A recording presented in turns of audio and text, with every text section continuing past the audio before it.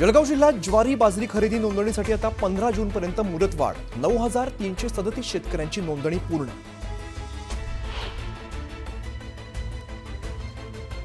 नागपुरातील सुभाषनगर भागातून जाणाऱ्या सांडपाण्याची पाईपलाईन फुटली। घराचं कंपाऊंड वॉल पूर्णतः 20 फूट खाली खचले।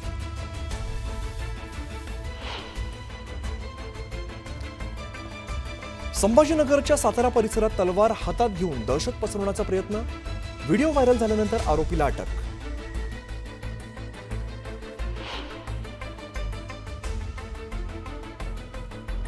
पुण्यातील मेट्रो विस्तारीकरणाला गती। वनाज ते चांदणी चौक आणि रामवाडी ते वाघोली या विस्तारित टप्प्यांना परवानगी देण्याबाबत दिल्लीत चर्चा।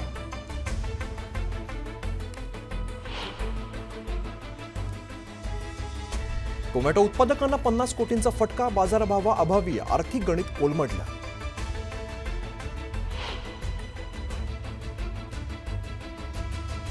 पुणे विमानतळावरून विमानांची वाहतूक वाढणार। इतिहासात पहिल्यांदाच विमानांसाठी 235 स्लॉट उपलब्ध।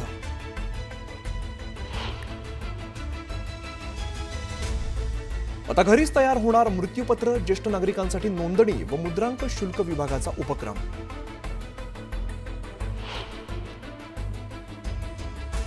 ठाणेकरांनो, उद्या 12 तास पाणी पुरवठा बंद। देखभाल आणि दुरुस्तीचं काम हाती। पाणी जपून वापरण्याचं आवाहन।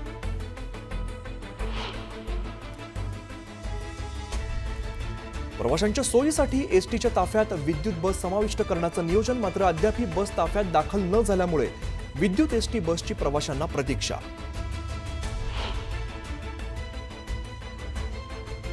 बीडच्या अंजनवती गावात गावगुंडांकडून महिला आणि शेतकऱ्याला मारहाण। शेतीची मशागत करताना झालेल्या वादातून मारहाण।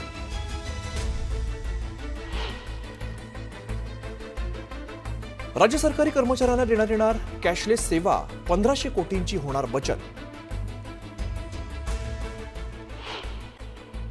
महाविकास आघाडीचं महिला शिष्टमंडळ राज्यपालांच्या भेटीला दाखल झालेलं आहे। यावेळेला ते महिला आयोगाच्या अध्यक्षांच्या राजीनाम्याची मागणी करणार आहेत। तर वैष्णवी हगवणे मृत्यू प्रकरणात महिला आयोगाने योग्य ती दखल घेतली नसून आयोगाने दुर्लक्ष केल्याचा आरोप महाविकास आघाडीने केलेला होता।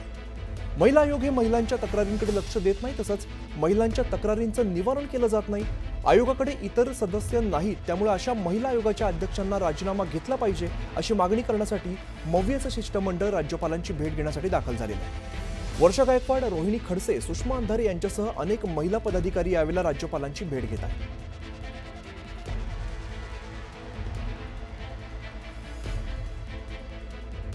तर चाकणकरांविरोधात मविया चांगलीच आक्रमक झाल्याचं आपल्याला बघायला मिळत आहे। महाविकास आघाडीचं महिला शिष्टमंडळ राज्यपालांच्या भेटीसाठी आता दाखल झाले आणि यावेळेला महिला आयोगाच्या अध्यक्षांच्या राजीनाम्याची मागणी केली जाते। वैष्णवी हगवणे मृत्यू प्रकरणात महिला आयोगाने योग्य ती दखल घेतलेली नसून आयोगाने दुर्लक्ष केल्याचा आरोप महाविकास आघाडीने केलेला आहे। तर महिला आयोग हे महिलांच्या तक्रारींकडे लक्ष देत नाही, तसंच महिलांच्या तक्रारींचं निवारण केलं जात नाही। तर आयोगाकडे इतर सदस्य नाहीत, त्यामुळे अशा महिला आयोगाच्या अध्यक्षांचा राजीनामा घेतला पाहिजे अशी मागणी करण्यासाठी मवियाचे शिष्टमंडळ राज्यपालांची भेट घेत आहे। या शिष्टमंडळामध्ये वर्षा गायकवाड आहेत, रोहिणी खडसे, सुषमा अंधारे यांच्यासह अनेक महिला पदाधिकारी राज्यपालांची भेट घेत आहेत।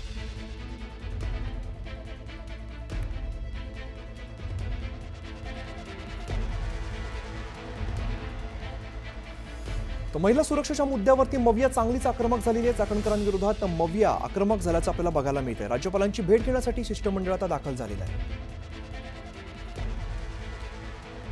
सुस्मिता बदाणे आमच्या प्रतिनिधी अधिकची माहिती देतात। सुस्मिता, जर आपण बघितलं तर मविया आता चांगलीच आक्रमक झालेली आपल्याला बघायला मिळत आहे। मवियाचं शिष्टमंडळ आता राज्यपालांची भेट घेत आहे, काय अधिकचा तपशील आहे?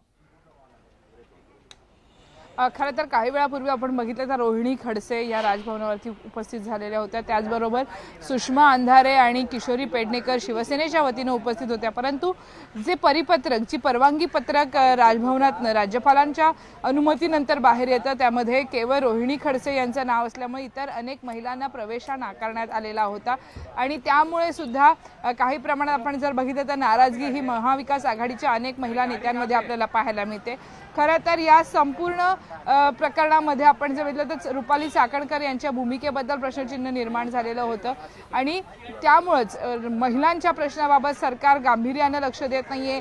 राज्यपालांशी संवाद साधत रुपाली चाकणकर यांचं पदावरून बरखास्त करावं अशा पद्धतीची मागणी सुद्धा रोहिणी खडसे आणि सर्व महिला पदाधिकाऱ्यांच्या महिला प्रतिनिधींच्या वतीनं करण्यात येणार आहे। सध्या आपण बघतोय की अनेक जे कार्यकर्ते आहेत ते सुद्धा येणं अपेक्षित होतं, परंतु नेत्यांनाच प्रवेश न मिळाल्यामुळे सुद्धा अनेक महिला कार्यकर्त्यांना बाहेर ठेवण्यात आलेलं आहे। समोर आपण बघतोय की राजभवनाच्या प्रवेशद्वारावरतीच अडवण्यात येत आहे आणि त्यामुळं पहिल्या टप्प्यामध्ये आपण बघितलं तर फक्त रोहिणी खडसे या आतमध्ये गेलेल्या होत्या। नंतर रुपालीताई चाकणकर यांच्या विरोधात बोलण्यासाठी म्हणून सुषमा अंधारे असतील, त्याचबरोबर किशोरी पेडणेकर या सुद्धा आत पोहोचत आहेत।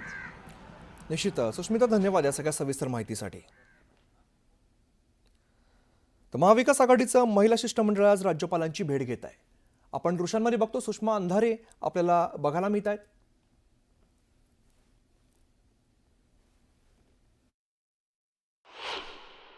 ज्या पद्धतीनं महिला आयोगाचं काम गेल्या काही महिन्यांमध्ये सुरू आहे, त्यांची बेताल वक्तव्य समोर आलेली आहेत, कसं बघता याकडे?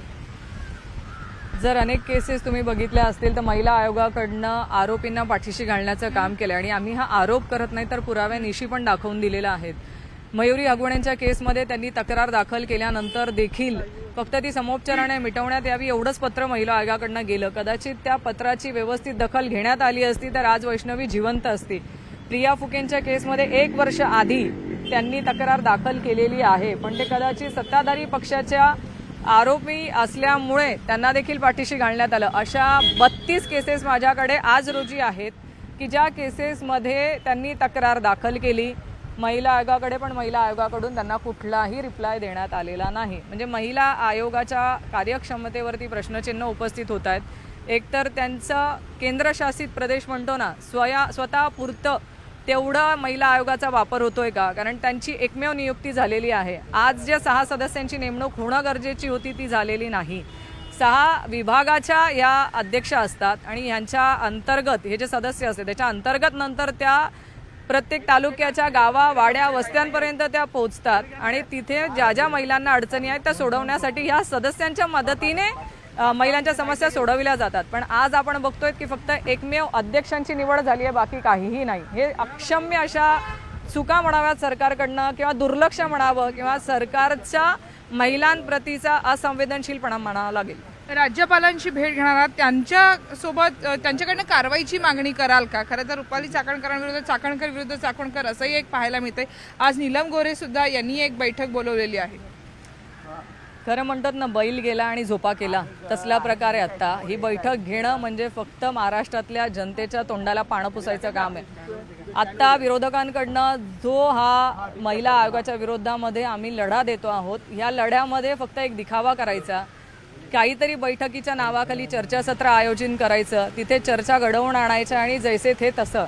मला सांगा, एवढं वैष्णवीला जीव गमवावा लागला आणि तिचा जीव गेल्यानंतर यांना ही जाग आली आहे का की आता आपण महिला आयोगावरती चर्चासत्र आयोजित करावं? हा दिखावापणा, हा ढोंगीपणा का करता आहात?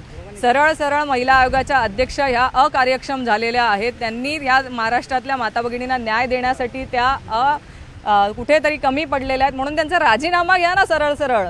धन्यवाद। आमचे संवाद रोहिणी खडसे यांनी कारवाईची मागणी केल्याचं सुद्धा आपल्याला पाहायला मिळते। व्हिडिओ प्रवीण शेट्टीसह सुस्मिता मदाणे पाटील, न्यूज 18 लोकमत, मुंबई। तर उपसभापती नीलम गोरे यांनी आज एक महत्त्वाची बैठक बोलवली आहे। राज्यातील वाढत्या महिला अत्याचाराच्या घटना आणि त्या निवारणासंदर्भात महत्त्वाची चर्चा करण्यासाठी विधानभवनात ही बैठक घेण्यात येते। या बैठकीचं निमंत्रण महिला आयोगाच्या अध्यक्षा रुपाली चाकणकर यांना सुद्धा पाठवण्यात आलंय। तसंच या बैठकीसाठी महिला अत्याचाराच्या प्रश्नासंदर्भात काम करणाऱ्या सामाजिक संघटनांच्या सदस्यांना सुद्धा बैठकीला बोलवण्यात आलेलं आहे। दरम्यान ही बैठक मुळात महिला आयोगाच्या नेतृत्वात होणं अपेक्षित असताना उपसभापतींच्या अध्यक्षतेखाली बोलवण्यात येते। तर वैष्णवी हगवणे मृत्यू प्रकरणानंतर राज्य महिला आयोगावरती मोठ्या प्रमाणात विरोधकांकडून आरोप करण्यात आलेले होते, त्यामुळे आयोगावर सुद्धा विरोधकांनी प्रश्नचिन्ह उपस्थित केलं होतं। त्यामुळे आता नीलम गोरेंनी बोलवलेल्या बैठकीत काय निर्णय होणार याकडे सर्वांचंच लक्ष आहे।